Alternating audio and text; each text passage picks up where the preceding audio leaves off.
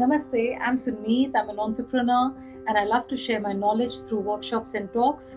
I'm coming out with yet another exciting workshop on 20th and 21st of March on natural perfumes. So, why natural perfumes? Because as you're listening to me, about 400 plus chemicals are coursing through your body. On commercial perfumes, the word perfume and fragrance refers to a mix of 30 chemicals, most of them being carcinogenic. So, did you know that? However, it is very much possible to make natural perfumes from plant-sourced essential oils. For a natural perfume to be long-lasting, we need to have a blend of citrus, woody, and floral notes.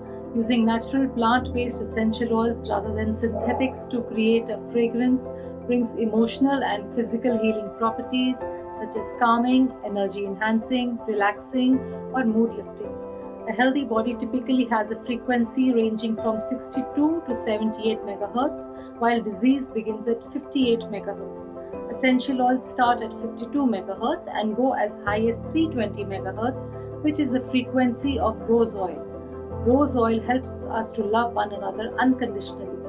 Most people who are unable to tolerate mainstream fragrances due to sensitivities and allergies often find they can enjoy natural botanical perfumes.